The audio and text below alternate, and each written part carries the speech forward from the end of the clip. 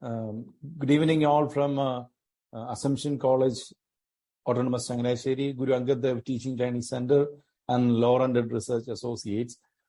Today, it's a blissful moment because we are fortunate to have Professor Dr. Bakhshi with us.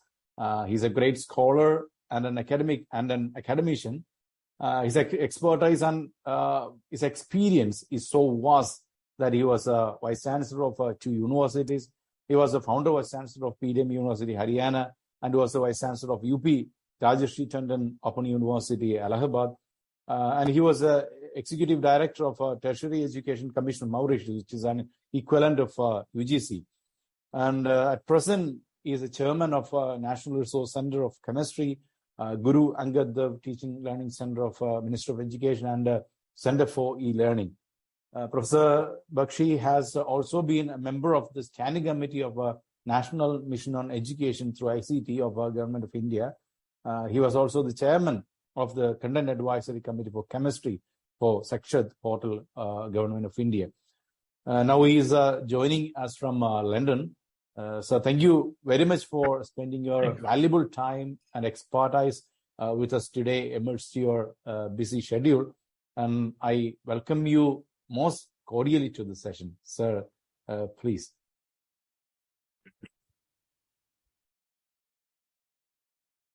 Thank you very much, Father, for your very kind words of introduction and appreciation. It's indeed a great honor and a privilege to have this opportunity to deliver this talk before all the participants today. Although this talk is slightly deviating from what the main theme of this FDP is, but I still feel this is a talk which every teacher, every student should know are here, because this will tell you, based on my experience, how you can excel in higher education in the current scenario. So keeping those things in mind, this talk has been designed. And before I start my talk, let me share my screen first.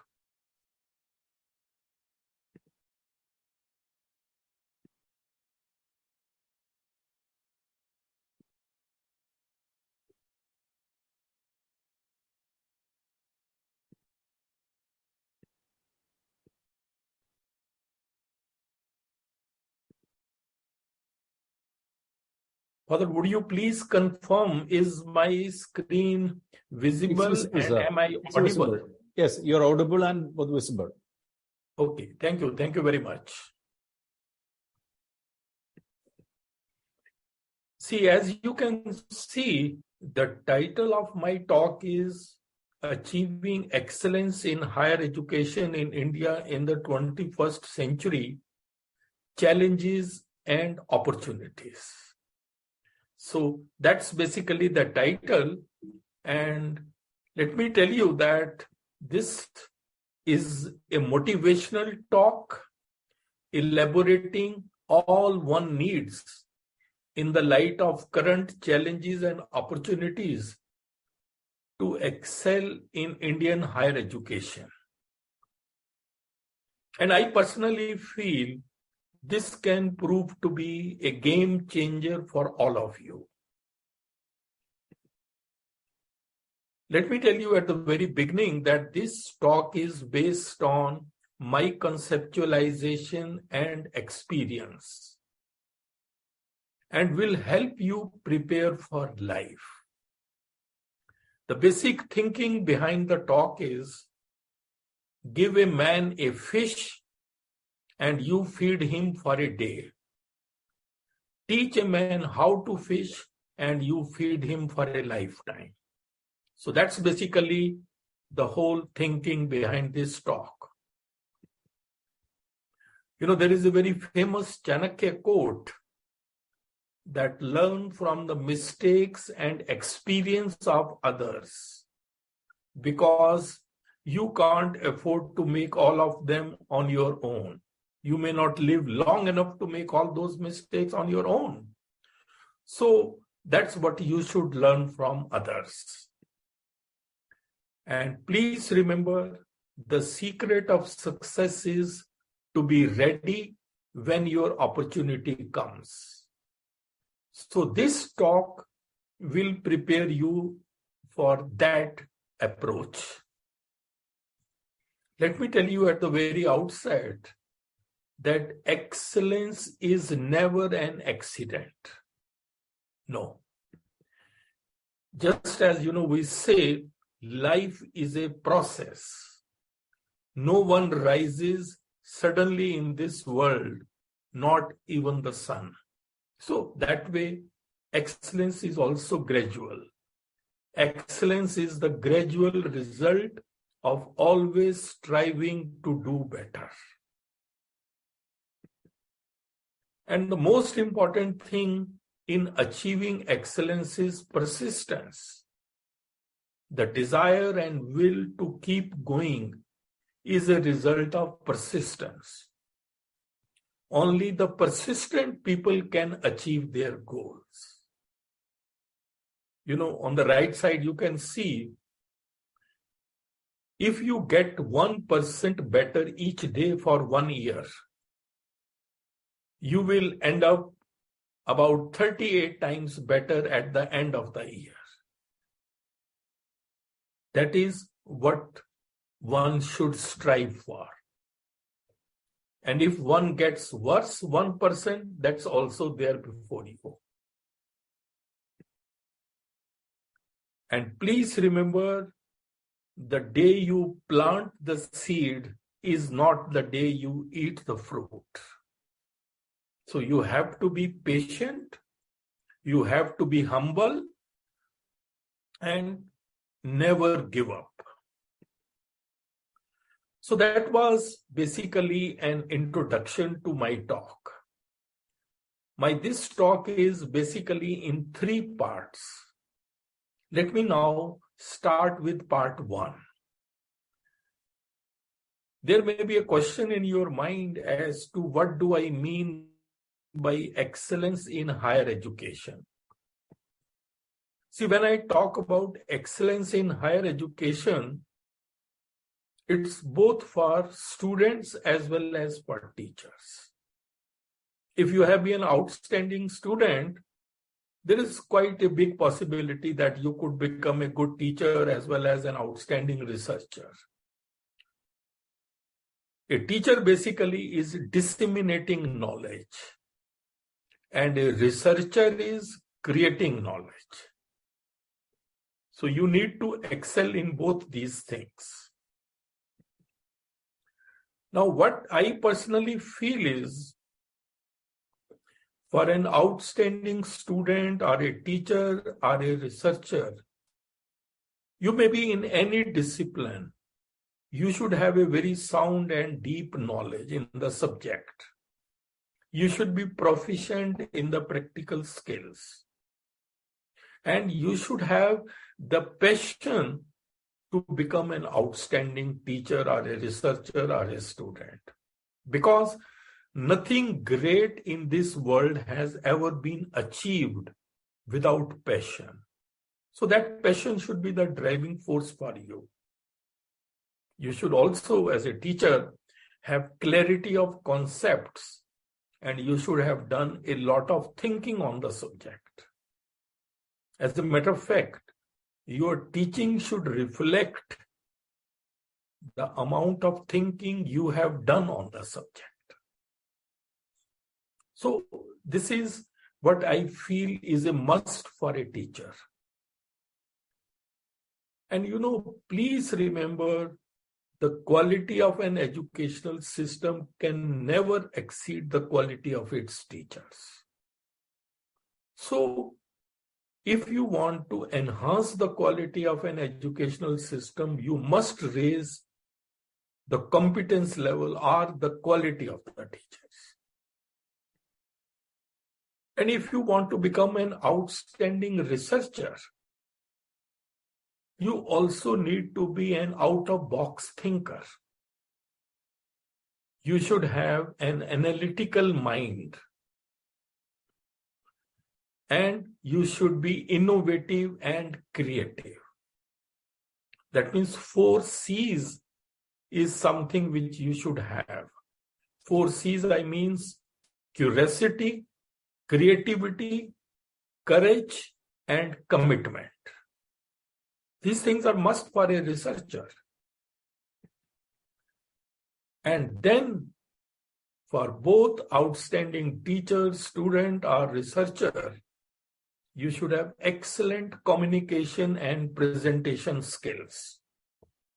These are very, very important. Because please remember, no one will really take the pains to listen to your ideas until and unless your communication is effective and impressive. And these skills you cannot acquire overnight. You have to work hard. Only then you will be able to have these communication and presentation skills. And please remember, all the great speakers were bad speakers at first, but then they worked hard. That's what the skill does. The next point which I want to say is, let's have a look at the current higher education scenario in India. India has the 3rd largest system of education in the world. As you can see here, as compared to 1950s, in 2019, we had about 993 universities, 50,000 colleges, then 1.4 million teachers, and 37.4 million students. The number of universities now has increased to 1,050.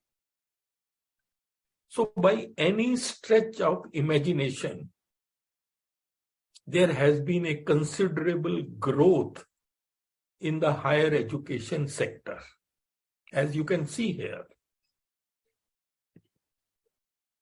And then, India has one big advantage. India is one of the youngest nations of the world. As you can see here, average age of an Indian is 27 years. And you can look at the average age of some of the other leading countries. So it's a big advantage for India. But despite all that, none of our universities come in the top university world rankings. Rather, there has been some decline in the world ranking of the Indian universities in some cases.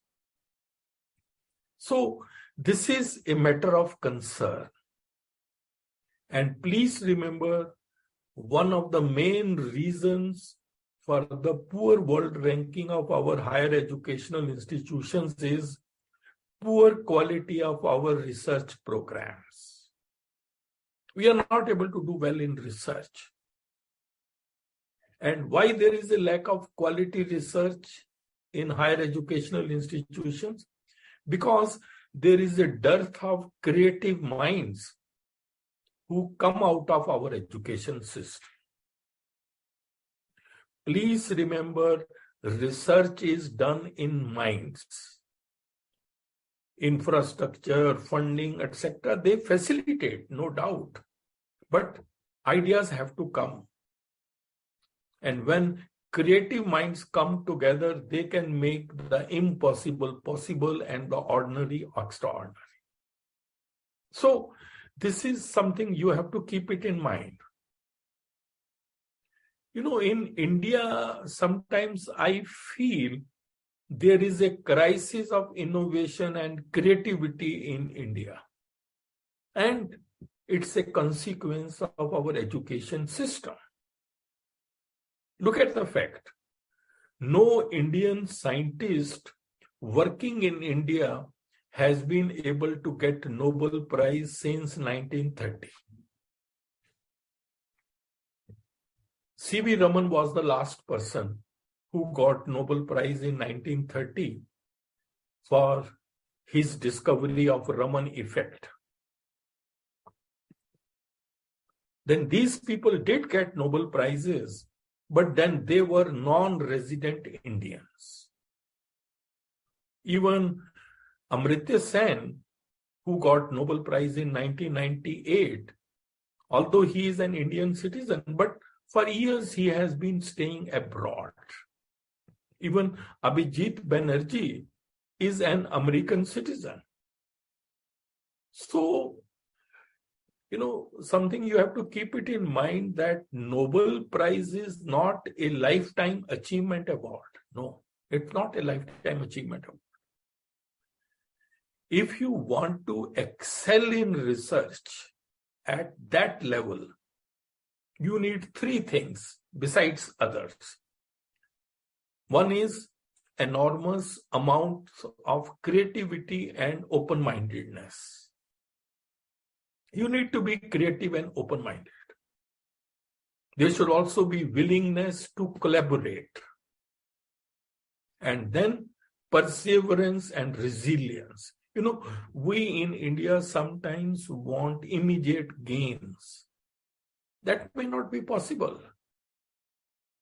I remember 2 years back, one Nobel laureate in chemistry, he was 97-year-old. So these are the three things which one needs to have in order to excel in research at that level. Now you may ask the question, why do we lack in quality research? Why? After all, what's the reason? It is basically linked to our education system, and there is some fundamental flaw in our education system. And just watch this video. This will tell us about that. For decades, people have been finding hundreds of flaws in the education system. No conceptual understanding, no creativity, children are stressed, and the list goes on. All these are symptoms. But what is the root cause to all this? What is the fundamental flaw in the education system? Let us play a rapid-fire game. You have 1 second to answer every question. Let's start. First question, A4? Okay, no more questions. Did you think apple first? 98% of people are most likely to think so, because that was what we were told in our kindergarten. Imagine that this was done differently. Say we had asked you for all the words starting with A, ant, ace, April, apt. Different answers would have popped out of everyone's head. Do you see where the problem is? Before children start going to school, every child is unique. Every child thinks different. But the education system makes every child think the same. This is the fundamental flaw in the education system. Why did this start? During the Industrial Revolution in the 18th century, the education system was designed to make children ready to work in factories. The factories did not require people to think, but to only work like robots. So, the education system stripped children of their freedom to think and destroyed their true potential. The same education system continues even today. Only the industries have changed. A study by NASA shows that 98% of children think different before they start going to school. As they go through this education system, at 25 years of age, only 2% think different, and 98% think the same. So how does the education system make every child the same? Let's go back to the apple example. Kindergarten lessons told us that A is for apple. We asked you for words that start with A. Our education system gave us the answers. We asked you a question. Answers make you the same. Questions make you different. Right from kindergarten, the education system keeps giving answers. Instead of asking children how plants make food, the science teacher gives you the definition of photosynthesis. Instead of asking them to describe the sun, the teacher tells them that the sun is a ball of fire at the center of the solar system. Through their years in school, children lose the capability to think on their own. Whether it is their choice of career or their relationship or any situation in life, they become. So you can see how our education system strip the children of their ability to think on their own. And that's the reason. Because, one has to keep it in mind, education is not the learning of the facts. It is the training of the mind to think. If that is not happening, then everything is useless. Our education system does not encourage thinking, innovation, and creativity amongst our students. And please remember, without creativity, there can be no progress, and we would be forever repeating the same pattern. Creativity, as a matter of fact, should be given as much importance as we give to literacy. Albert Einstein once said, "I have no special talent. I am only passionately curious." And curiosity is the foundation of creativity. And curiosity means whatsoever answers are given to you, you question them. That is the curiosity. So curiosity questions the answers. And once you become creative, for creativity you need expertise, vast knowledge, then creative thinking skills, and then motivation. These three things help you in becoming creative. And once you are creative, then you can become innovative, entrepreneur, you can start and you can be a successful entrepreneur. That's basically the path. So ultimately, the basis is creativity, and that comes out of our education system. We need to focus on that. One other reason for poor performance in research is that our research and development expenditure is quite low, 0.6 to 0.7% of our GDP. And it has been nearly constant. So this is one major problem.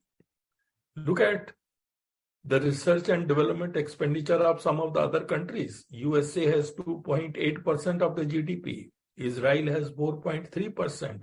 But ours is nearly constant to about 0.7%. So this also helps, in the sense we do not have world-class infrastructure, we do not have world-class laboratories. So all those things ultimately come.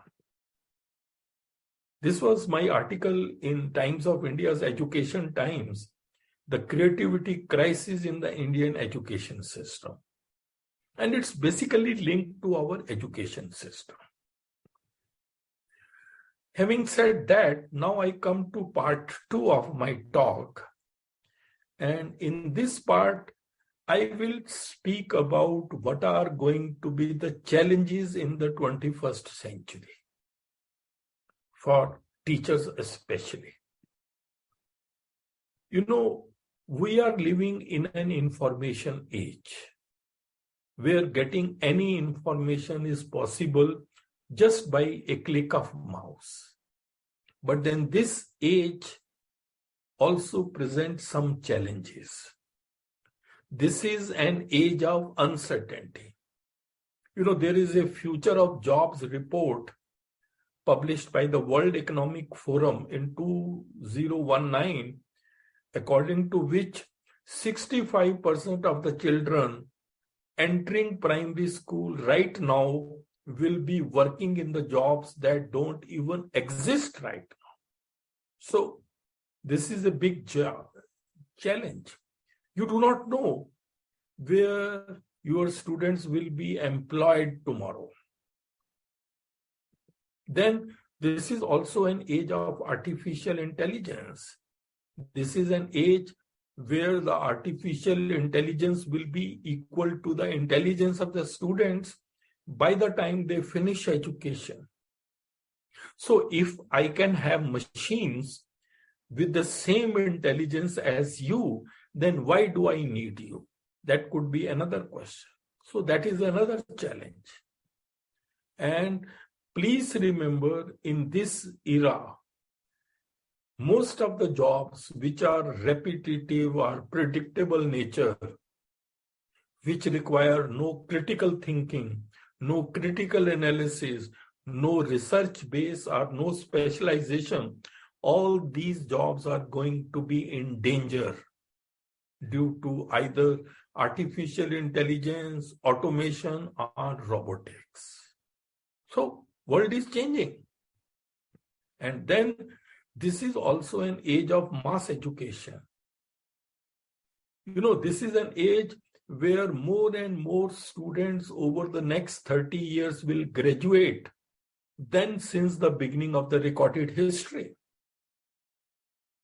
So, you must be knowing that almost every country is trying to increase gross enrollment ratio. Even India is trying to do that.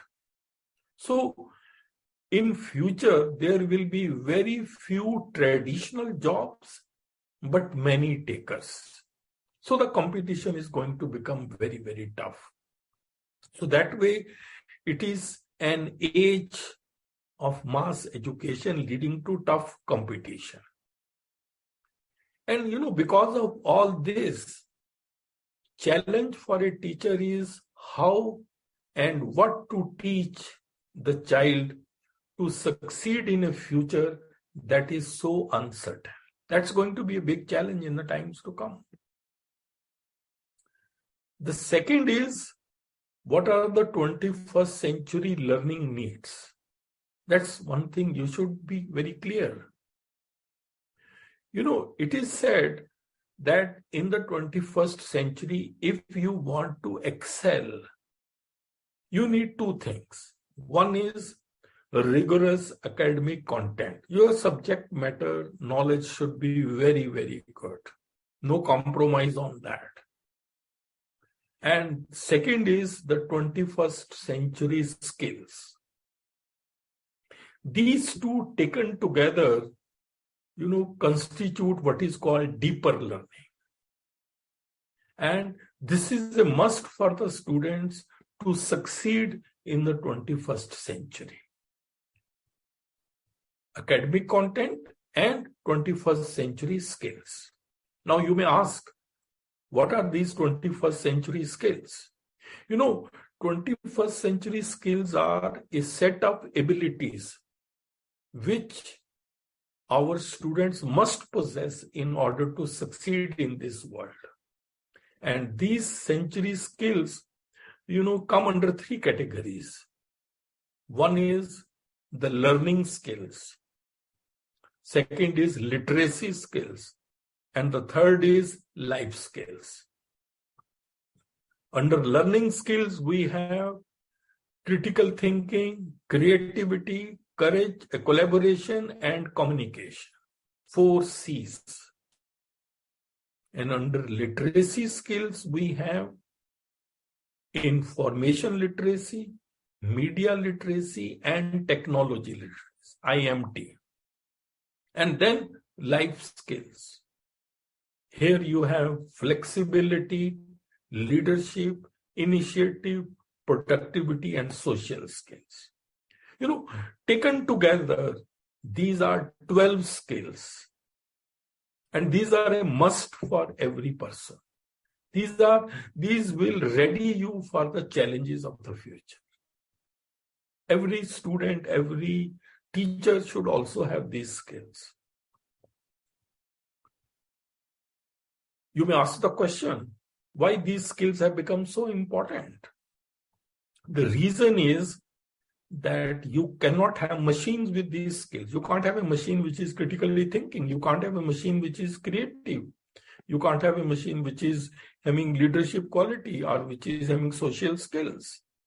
So all those individuals who will have these skills, they will have an edge over others.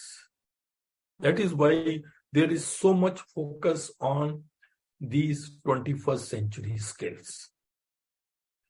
Let me tell you at this stage that skill development continues to be a major concern in India. We are all teachers. We have been used to imparting knowledge to the students. We have not been trained to make our students learn skills. But the skilled workforce need for that is increasing day by day. Although the government has already created Ministry of Skill Development and Entrepreneurship, but still it's not much has been achieved. And there is a report that there is going to be a shortfall of over 4 million high-skilled workers in the world by 2024. So that means we will need people with high-skilled, those who are proficient in that. But are we preparing for that? That's a problem now. You know, in India, there is a need of skilled workforce. Many of our youth, despite their acclaimed degrees and diplomas, are virtually either underemployed or unemployed. From leading institutions, they have got the degrees, but their employment is not appropriate. You know, world of work is becoming entirely different from the world of worth. So we cannot just boast of those degrees. We have to catch up with the world of work, what the world of work needs. That is what is the need of the hour. So we need to equip our students with skills. Otherwise, you know, this corporate campus and college campus will become two different worlds altogether, drifting apart, no connection between them. And it is only because of the importance of these skills that many of the leading companies are now hiring people without degrees. They look at the skill set, look at these companies. They are hiring people. And one more thing, because of the 21st century education, which I just mentioned, even the concept of success is changing. Success has a different meaning now than what it had in the past. You know, successful people in the 21st century will not seek jobs. They will create their own jobs rather than working in the traditional job market. Even the concept of jobs for life will be over very soon. Nothing like permanent job, nothing like that. People will choose their own working hours and their office. They will live and work anywhere in the world. They will work with peers across the globe. And in any profession, you cannot remain with one type of skill set. Upskilling would always be required and reskilling. This becomes an absolute necessity in the times to come.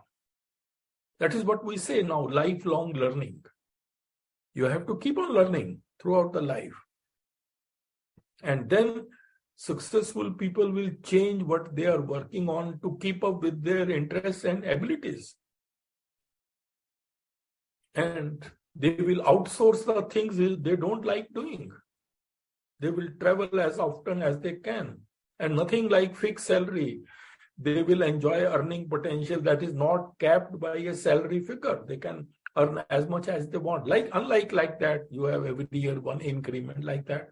Those things are going to change. So this is something one has to keep it in mind. Especially the teachers have to keep it in mind because they are preparing future generations. So that is why in this time there is a need to acquire competence for excellence. So quality education in the 21st century will focus on three things ultimately: knowledge, disciplinary knowledge, interdisciplinary knowledge, and practical knowledge. This is one. Second is 21st century skills, about which I have already talked. And the third is values, attitude, traits. That means your overall personality. And these three things will be constituting the quality education. Of course, you need conducive learning environment and adequate infrastructure for all that. But then the focus has to be on all these three things, which is what our students need to succeed and thrive in the modern world. And please remember, this is something very important which I am going to tell you. This knowledge, skills, and personality taken together constitute competence. Knowledge is cognitive, mental level exercise. Skills is psychomotor. You do it by hand. And proactive personality, your attitudes, your behavior, that is through heart, affective. So these three things taken together constitute competence. That is why, in the modern world, everybody talks about competency-based education and assessment. So we should educate all the three things to our students: knowledge, skills, and personality. And assess also all the three things. Unfortunately, we have not changed. We still focus on knowledge and assess also only knowledge. Even assessment of skills, we are not very good in that. Assessment of personality, hardly we do. That is why these two things get neglected. So we need to teach and test knowledge, skills, and personality development. That's basically the meaning of competency-based education in the years to come. And please remember, there is an iceberg model for competencies. Knowledge and skills are visible to everybody because they are like an iceberg above the sea level. And personality, that means attitude, traits, thinking style, etc., that is what comes out of personality, that is below the sea level. That is unknown to others. But this sometimes becomes very, very important. So this aspect of iceberg model, you have to keep it in mind. So ladies and gentlemen, what I really want to say is that in this age, your focus should be on acquiring competence. And for success in any profession, personality plays a very, very important role. That's also what I want to reiterate. There is a report that 87% of all people fail not because of capability, but because of personality. Just see. And then the worst part is that they may not be knowing that their personality is coming in the way of their job performance, their attitude, their behavior, how they interact with people. Because personality development is often neglected in our education system.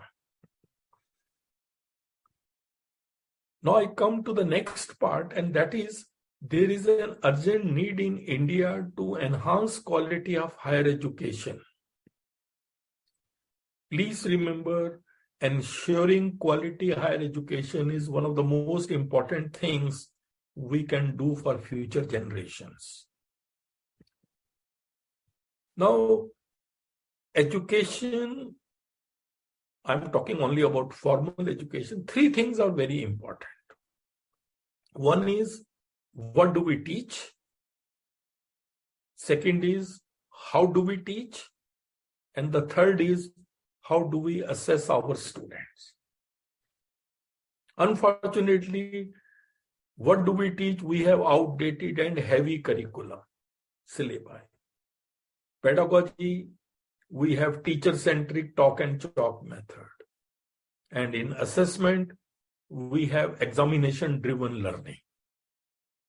The problem with India is, this slide summarizes the things.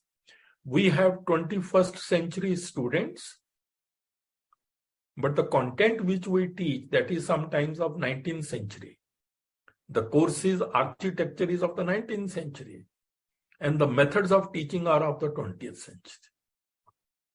That is why, education is not able to deliver what it should.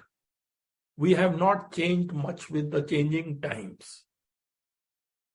Please remember, education becomes relevant only when it serves the demands of the changing society. Otherwise, there is no point in having the education. Now look at the three things which I mentioned. Curriculum. That means what do we teach? Curriculum basically means the total learning experience. And now, in all subjects, knowledge is growing very, very fast. So fast that the doubling time of the growth of knowledge has shrunk considerably. There was a time when human knowledge was getting doubled in 150 years. But now this has come down to 73 days. Just see how soon our knowledge is getting outdated. In any discipline you may be, what you know is merely a drop, and what you do not know is an ocean. That's why, in the new education policy, it has been clearly mentioned that we need to revise curriculum. We should have light syllabi. Focus should be on the core essential parts because knowledge is growing very, very fast. But syllabi should be modern. We still have outdated things. I remember when I was a student, and now in many subjects, things have not changed much. We need to have skill-based and industry-led curriculum. You must have read the reports about a month back that IIT Delhi is now going for a complete curriculum revamp after almost a decade because they feel that their curriculum has lost its relevance with the changing times. Even in the new education policy, vocational education is now compulsory from 6th grade onwards. And teachers also need to be equipped accordingly to help students learn skills. Because teachers generally are trained to impart knowledge. They do not know how to make students learn skills. So teachers need to be trained for that. So this is going to be a big challenge. The vision of the government is to make youth self-reliant through skill-based education. So that, those who come out of the education system, they are industry-ready professionals. So this is a big challenge. Very easy to say, but doing is a big, big problem. And then we should have very modern syllabi because, outdated syllabi increase the gap between what is learned and what should be learned. And this affects the quality of research. One of the main reasons why we are not able to make mark at the world level is this reason. We have very outdated syllabi. At least, I think 80 to 90% universities and colleges have outdated syllabi. That is why in most of the research fields, we are only the followers and could not become leaders. And then, we also need to have a proper coordination between school and higher education. You can't change the syllabus suddenly in higher education. It has to be slowly built from school level onwards. And the second point in education, as I mentioned, is pedagogy. How do we teach? I think this is the most important component. We still teach by the talk and chalk method of teaching, which is a teacher-centric approach, mainly a monologue method. Many complex concepts cannot be explained on the board. This method presumes that all students learn in an identical fashion. You can't solve many problems in the class due to the paucity of time, then it is slow and time consuming. So, and one more thing, this talk and chalk method of teaching focuses more on examination, rote learning, and scoring high marks. This is today's reality in every discipline. Nobody wants to learn the concepts. Everybody wants 90+ marks. See, irony of our country is focus is on well-filled mind. We keep on filling the mind with information, knowledge like that. But what we need is a well-formed mind. This is a big, big problem in our country. You know, we take students' mind as a banking account, keep on filling more information without making them think. Real education is that which transforms the learners, bring about a change in them. If it is just a well-filled mind, once the exams are over, they will forget everything. No change in them. That's not the purpose of education. And therefore, we need to follow learner-centric approach of teaching. Learner-centric approach basically means how can we improve students' learning? Focus is on the needs of the students. It's well said that learning is not the product of teaching. Learning is the product of activity of the learners. So this difference you have to keep it in mind. The more you engage the students, the more you engage the learners, the more they will learn. Therefore, in the current scenario, the focus is on learner-centric education. And the thinking behind learner-centric education is that students learn best when engrossed in the topic, motivated to seek out new knowledge and skills because they need them in order to solve the problems at hand. And all this is possible in this information age where you can get any information just by the click of a mouse. So that's basically the need of learner-centric education. And please remember, learner-centric education doesn't mean one method of teaching. No, it includes many.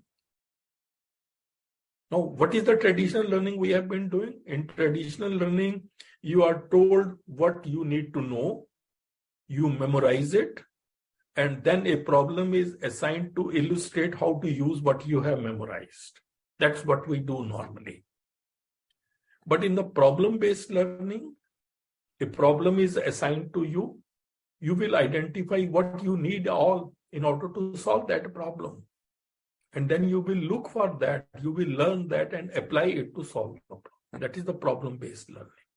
Similarly, we have the project-based learning, where a question is presented to you, you do research, gather information, you analyze the information, derive knowledge from that, and that helps you in solving the project.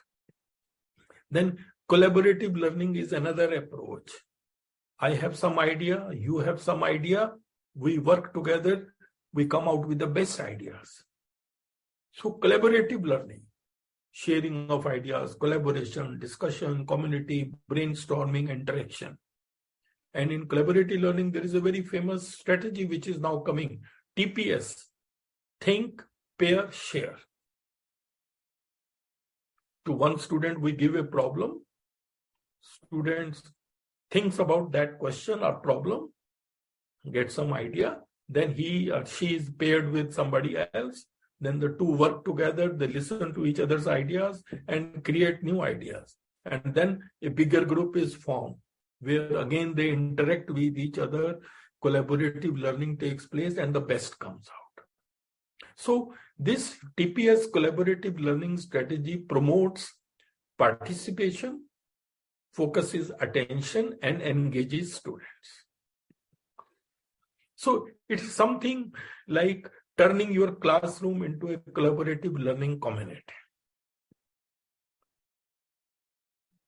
If you look at the learning pattern of some of the leading universities of the world, Harvard, Stanford, Wharton, they focus more on case studies, experiential learning, project-based, problem-based learning, collaborative learning, and very little focus on lecture-based learning.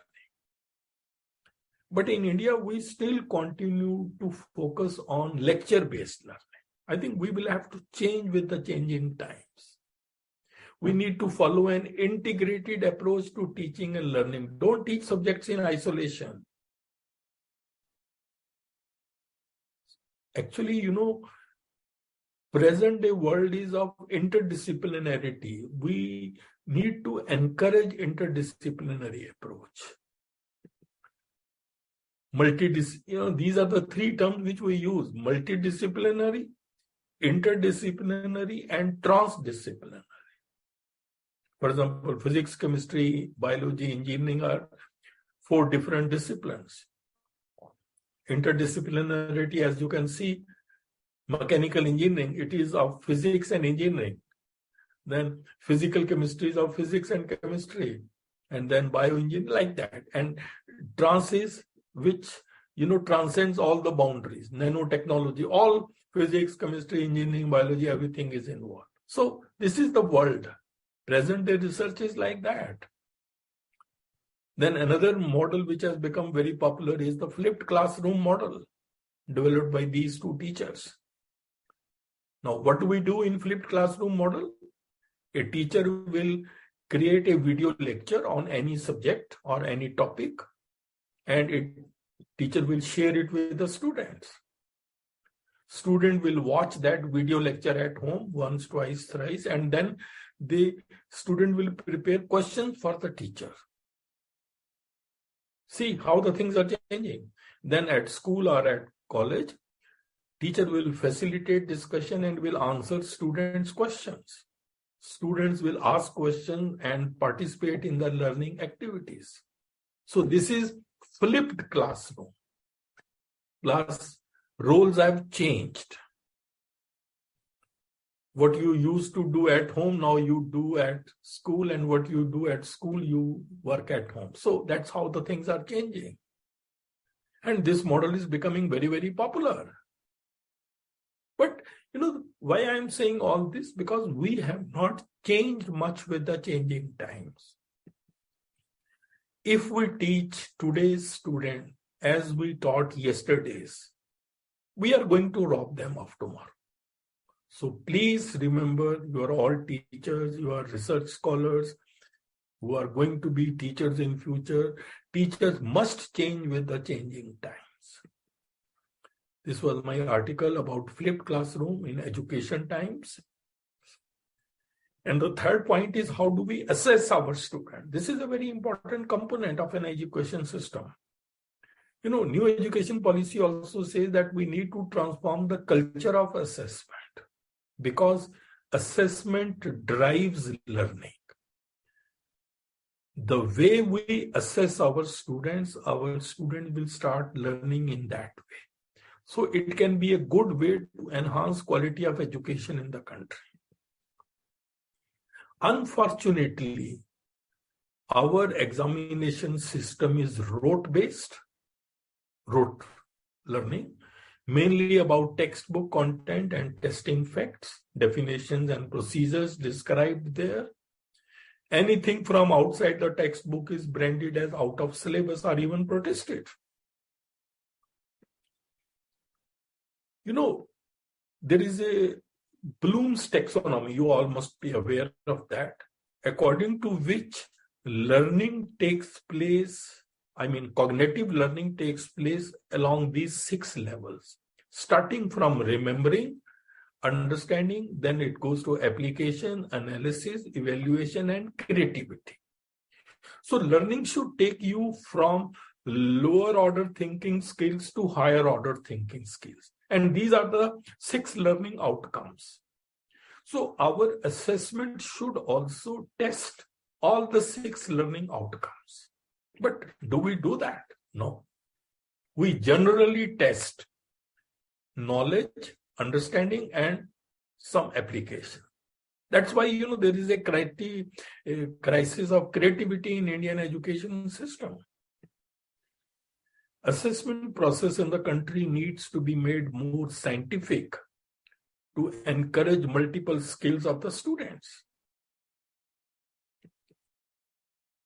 We need to have questions with focus on discouraging rote learning, conceptual clarity, thinking, innovation, and creativity, questions relating to real-life situations, unfamiliar situation, enhanced problem solving and analytical abilities.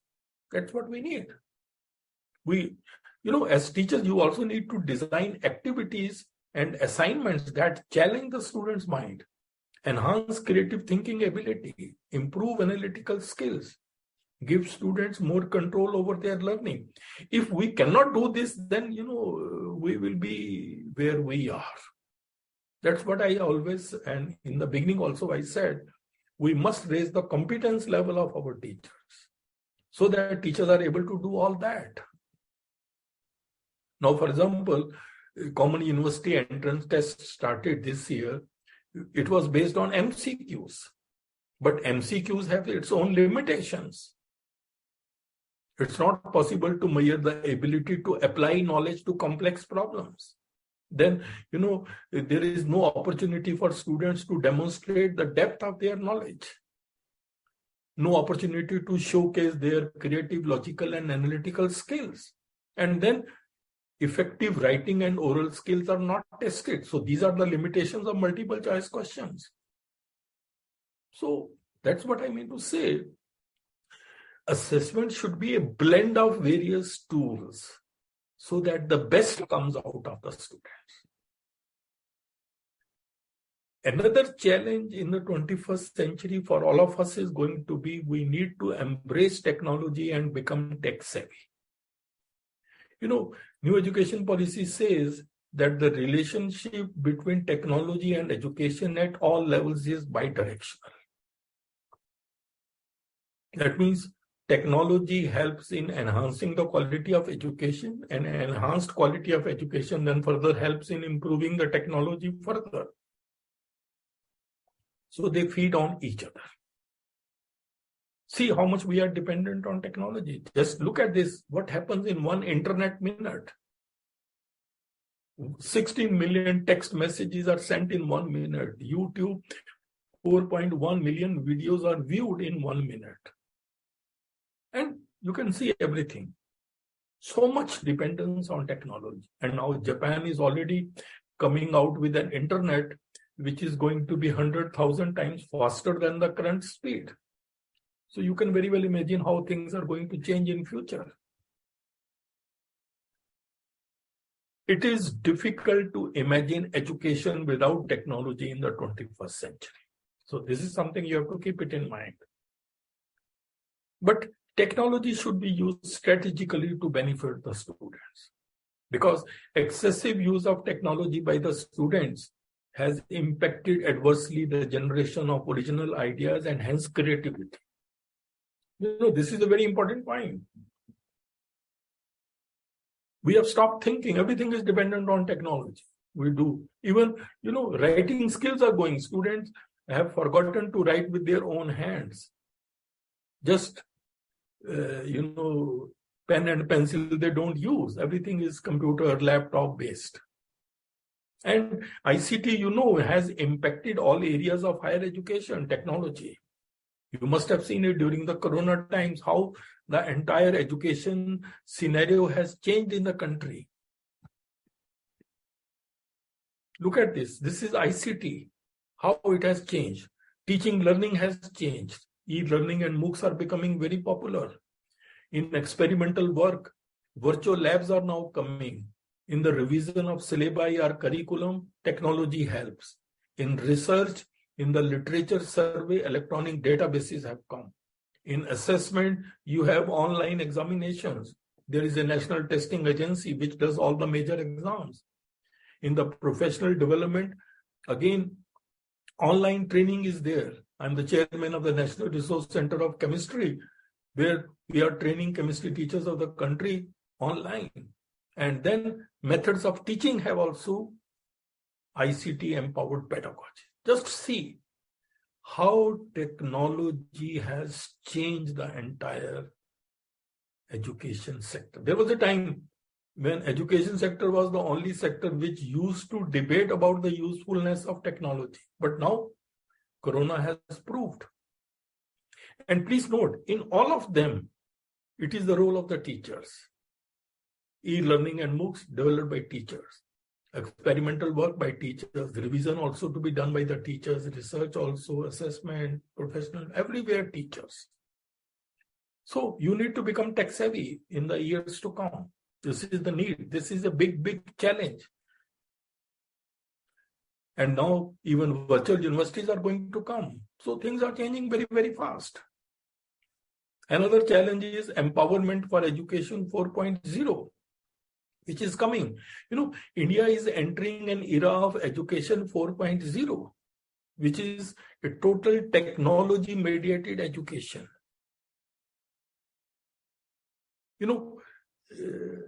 We are now having fourth industrial revolution. 3 are already over.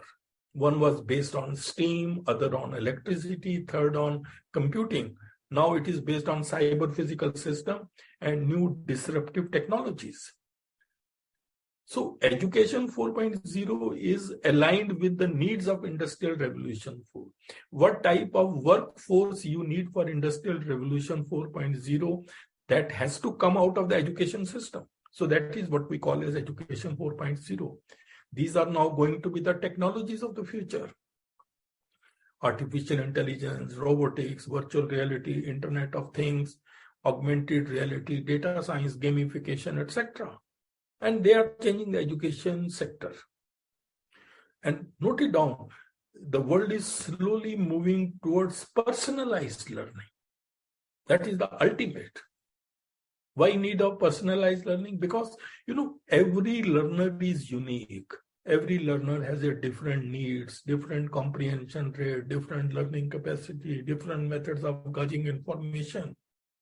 So you can find out the strengths and the weaknesses of every learner using artificial intelligence in learning analytics. And once you know the strengths and weaknesses and the interest of an individual learner, you can prescribe a curriculum for that. That is what is called personalized learning. And future of education is personalized learning and integrated curriculum. These are the future of education in the 21st century. Integrated curriculum means, for example, if I teach physics, then some teacher teaches chemistry, some teacher teaches math. There is no link to them. Integrated curriculum will be what one teacher will be teaching that will be linked to the other teacher who comes next, then to the other teacher. So all things, holistic view you get. Then gamification is coming in a very big way in education. Because, gamification is based on the theory that students will be more engaged if learning is based on gaming concepts. What are the gaming concepts? Competition, incentives, and goal attainment. So many e-learning games are available. You can play, but in the process, you can learn also.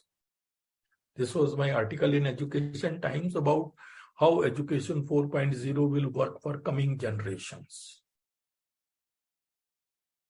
Please remember, technology will never replace great teachers, but technology in the hands of great teachers can be transformational. So be a great teacher as well as tech savvy. That combination can do wonders. This was my report in Times of India, that technology won't replace teachers. So ladies and gentlemen, the education in future is going to be an amalgamation of the transformations driven by Education 4.0, NEP 2020, present pandemic, emerging student needs, and new technologies. And one more thing, even the world is now heading towards Industrial Revolution 5. That's also happening now.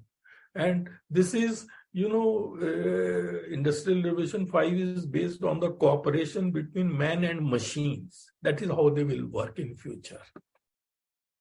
So world is changing very, very fast. We have to keep pace. That's why I gave this talk. This will give you as to what is going to happen in the education sector in the years to come, and how you should equip yourself to meet those challenges. And even, now there are going to be the new roles of the teachers. Roles of the teachers are also going to change significantly. In this 21st century, we need tech-savvy teachers in ICT skills. That is one. Tomorrow, if students are enrolled in MOOCs or e-learning, and if they have some queries, who will answer them? It is you only. So you must learn how to manage virtual classroom and discussion forum. You should also learn how to engage students by learner-centric pedagogies. So teachers are now no longer merely knowledge providers. They are coach, they are facilitators, they are mentors. You should also be proficient in the development of e-content and MOOCs. After all, so many MOOCs have been developed. More than 2,000 MOOCs are there on the SWAYAM platform. Who developed them? The teachers. So you should have excellent writing skills and you should be a great teacher, because you should have the ability to present your ideas in a very systematic and logical manner. And a 21st century teacher's role will be these. So we need a transformation of teachers now. A change of mindset is required, ladies and gentlemen. Generally, we think what I know is enough. That's not going to work. I must learn more. Interdisciplinarity is the need of the hour. Upskilling, reskilling, all that is required. And for that, regular professional development is the need of the hour. These faculty development programs, such programs can do wonders for you. Because what I have told you today, if you learn all these things on your own, it can take you months to get ideas. But this helps you in the professional development. Professional development, please remember, is a journey and not a destination. So, summarizing wise, teaching profession is a great profession. I always feel that the best mind should come to the teaching profession. There should also be a teacher education also. Because many of us are very good in knowledge, but we may be lacking in teaching skills. So teacher education can help you. There should be good promotional avenues. There should be fellowships and awards for excellence in teaching. Generally, most of the awards are for excellence in research. So conceptual clarity or sector, these things should be focused. Regular professional development, one refresher course or one orientation course, that is not sufficient. Every year you should have 2 or 3 such programs, so that, because the way things are changing is very, very fast. And now coming to the last part, this is a little bit a motivational one. Based on my own experience, I would like to share with you some life-changing tips for building proactive personality. Because I told you in the beginning, for competence, you need knowledge, skills, and personality. But personality gets neglected. So I also did not have much, but I learned from my own career. So I thought I would share with you. Personality refers to a set of traits and behaviors that characterize an individual. Personality doesn't mean looks only. Please remember that. First thing which I would like to say is, we people have forgotten the art of living. We are always so much stressed. The art of living means the capability to draw pleasure from life and to succeed in the greatest test called life. We are not happy. We are always worried and all that. This is also a negative personality. Look at this World Happiness Report.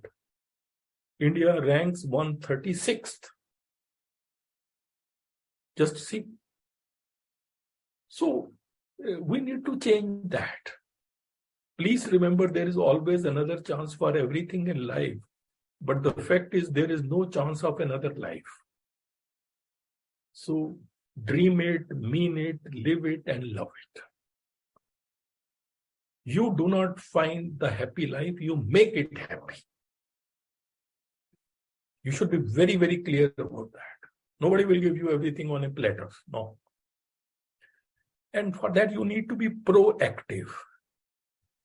If you are proactive, you focus on preparing. If you are reactive, you focus on repairing. So have a proactive personality. Proactive people don't wait for the ship to come in, they swim out to it. That's what it means. One more thing which I would say, decide your priorities in life and time management. These two things are very important. Manage your time. Try to maximize your performance in the shortest time. Please remember, today is the tomorrow you worried about yesterday. Time management is ultimately life management. You know, this is very, very important thing I am telling you. I have learned it from my career. Every day is once in a lifetime. Don't let it go like that. Make the best use of that. Look at these. These people never bothered. At one time, you know, they were big, big people. But just I had this video. Just watch it. समय की धारा में, समय की धारा में, उम्र बह जानी है, जो घड़ी जिएंगे, वो जो घड़ी जिएंगे, वही रह जानी है. You know, all these were big people, mass following. Just see how time changed them. So, be very careful. And then learn to live in the moment. The present moment is the only moment available to us. And it is the door to all the moments. So please learn in the moment. This is very, very important. Life becomes more meaningful when you realize the simple fact that you will never get the same moment twice. When thinking about life, remember this. No, this is very important. No amount of guilt can solve the past, and no amount of anxiety can change the future. Why to worry? Just live in the moment. You know, when we were young students, this song used to be very popular. I'm sure all of you must have heard it.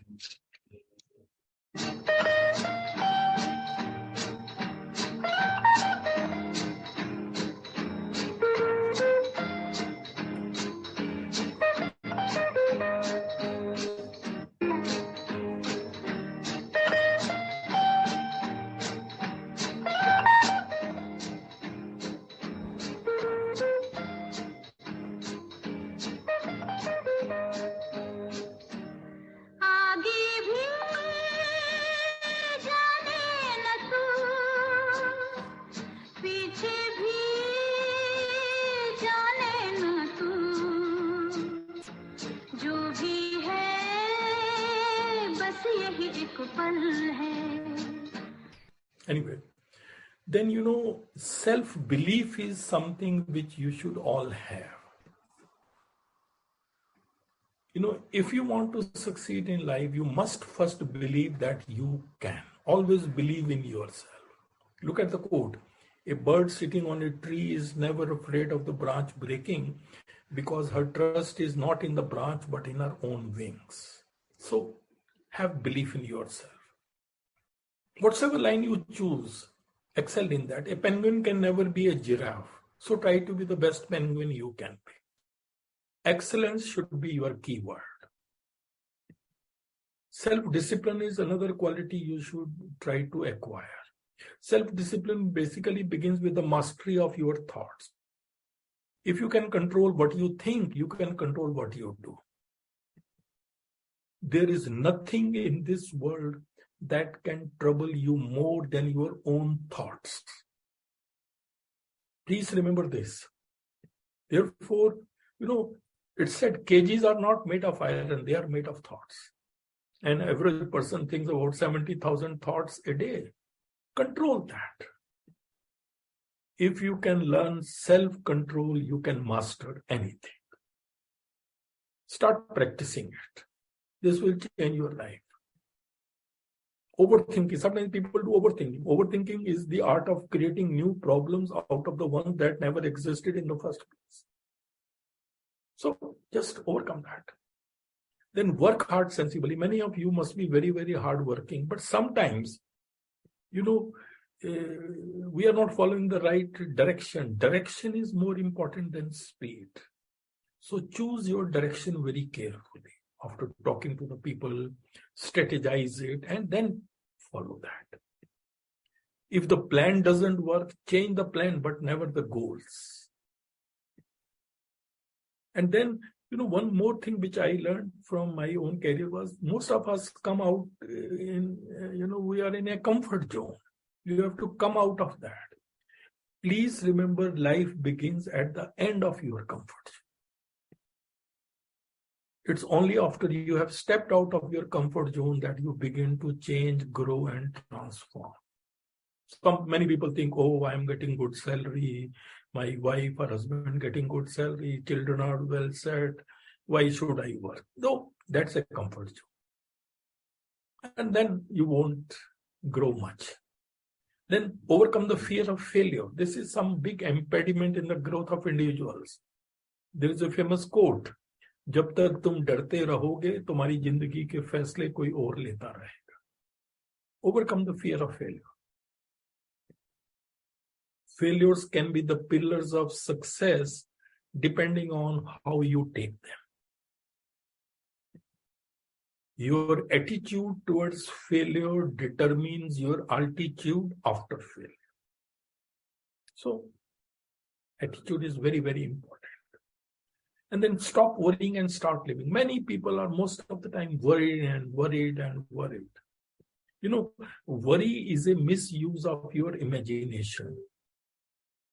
We suffer more in imagination than in reality. So, one day you will look back and realize that we worried too much about things that don't really matter. But by that time would have gone. You can't undo that. So please stop worrying and start living. A man who fears suffering is already suffering from what he fears. So just control yourself. Then one more quality which I think is very important is empathy. Empathy is one of the most important interpersonal skills. It helps you to connect with another person. Empathy means seeing with the eyes of another, listening with the ears of another, and feeling with the heart of another. That means it is something like putting yourself into another's shoes. This is a very important quality you should have. Just watch this. This conveys a lot of meaning. I recently came across this image and story and had to share it with you. The man in this picture doesn't know that there is a snake underneath. The woman doesn't know that there is a stone crushing the man. The woman thinks, I am going to fall, and I can't climb because the snake is going to bite me. Why can't he use a little more strength and pull me up? The man thinks, I am in so much pain, yet I'm still pulling you as much as I can. Why doesn't he try and climb a little harder? The moral is, you can never see the pressure the other person is under, and the other person can't see the pain you're in. This is life. Whether it's with work, family, feelings, or friends, we should try to understand each other a little more. Try to see the situation from the other person's point of view. Put yourself in their shoes. Learn to think differently.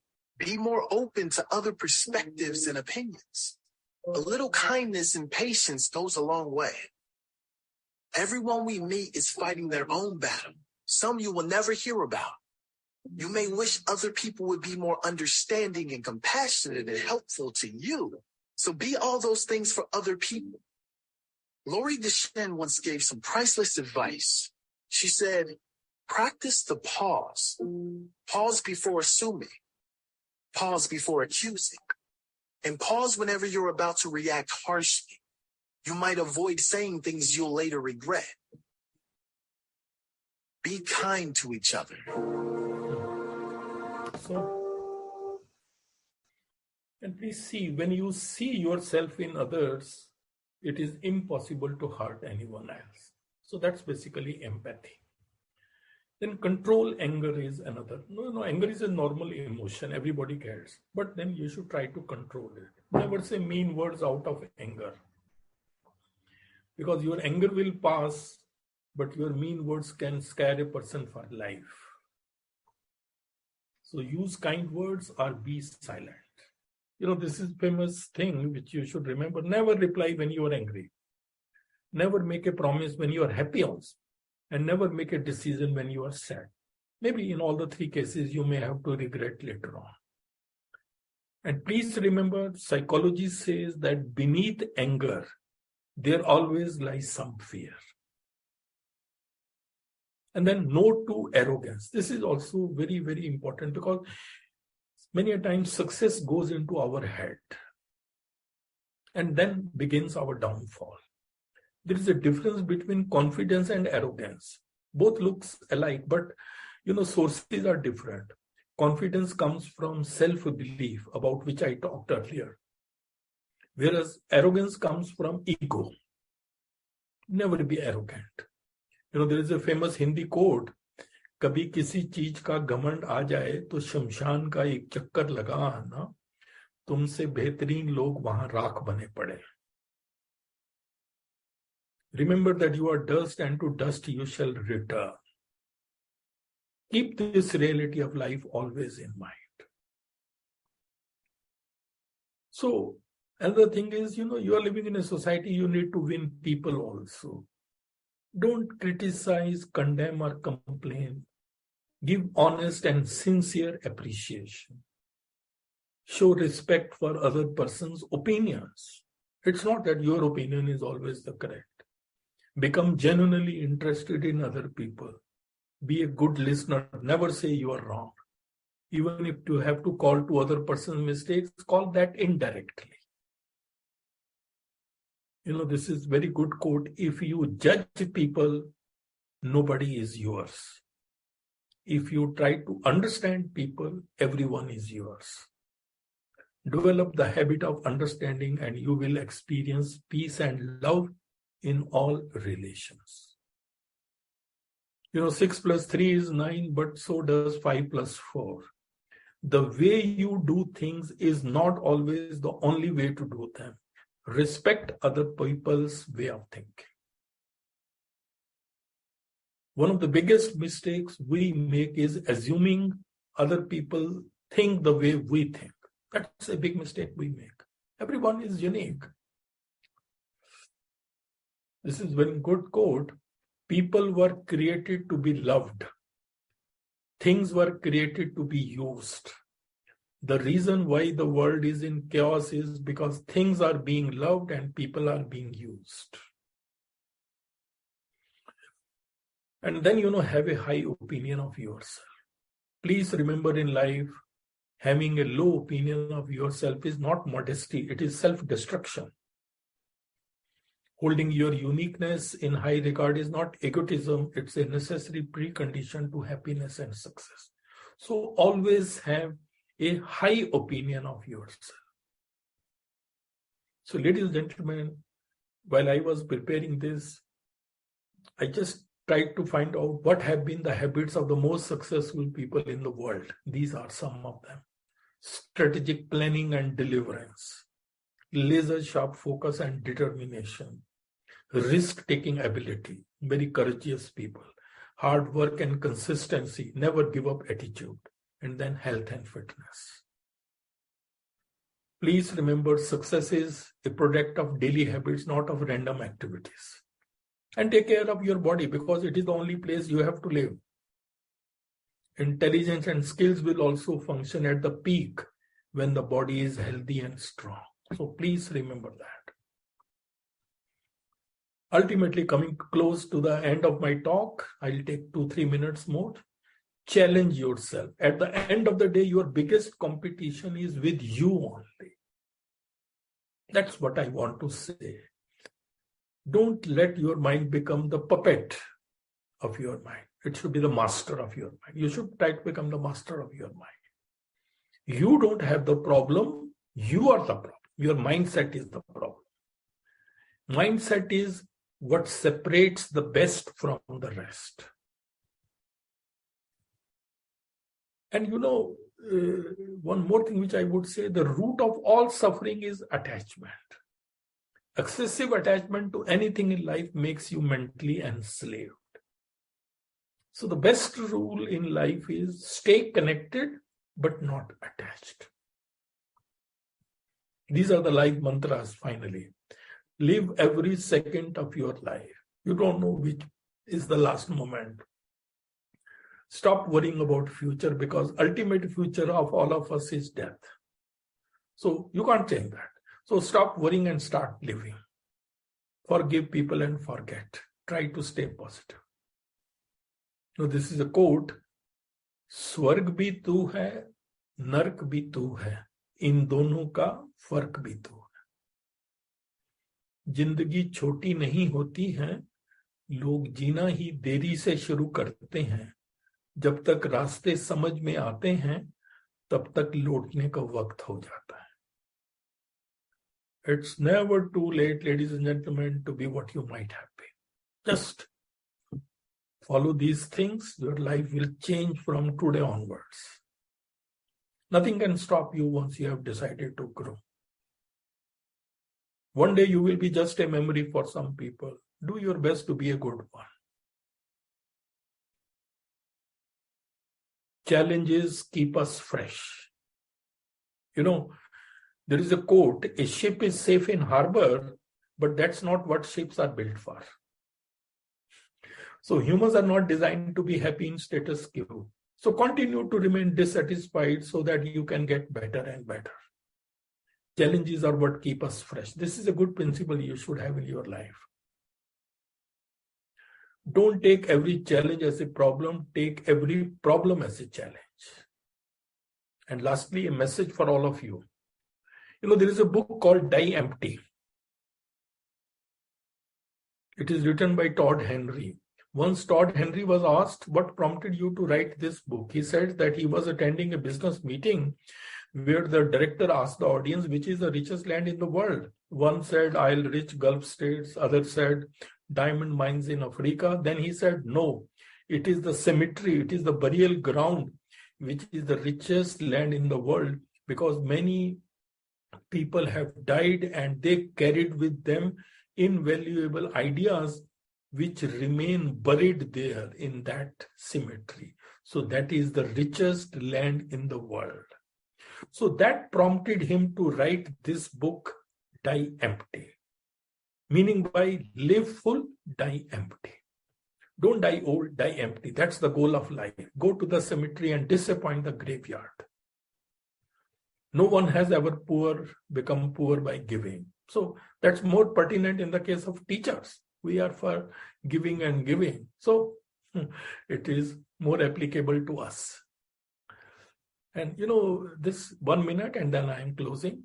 Is your future destined? Some people think so. Let's see that.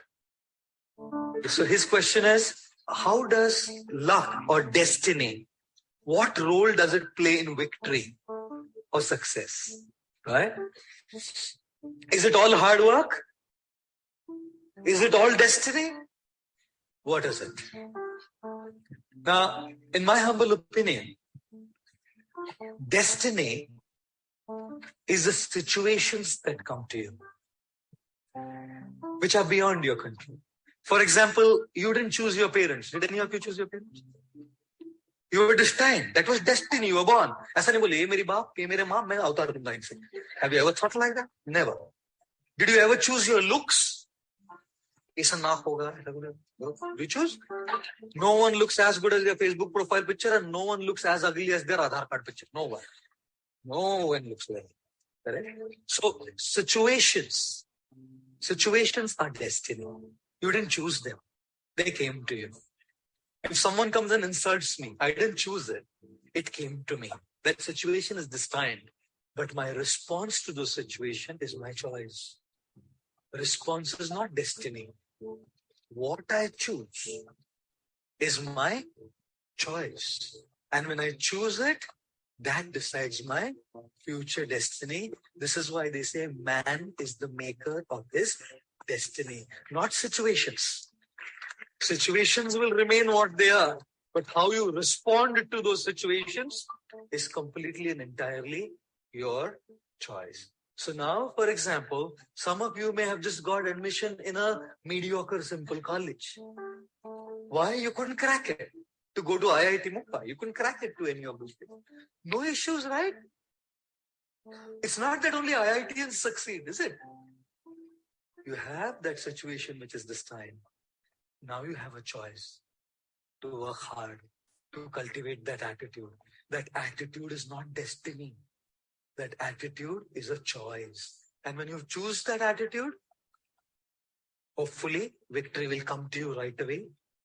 Even if it doesn't come to you right away, you have sown the seed that will pay back.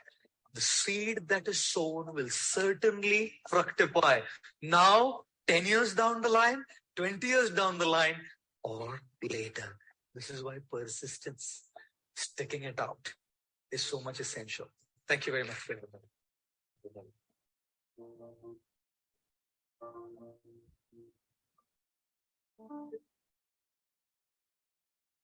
I will close it by this quote. दुनिया में जितनी भी अच्छी बातें हैं सब कही जा चुकी हैं, बस अमल करना ही बाकी है. So सुनो गजर क्या गाए, समय गुजरता जाए और दिन वाले है. जीवन कहीं भी ठहरता नहीं है. आज से तूफान से डरता नहीं है. तू न चलेगा तो चलते भी राह है.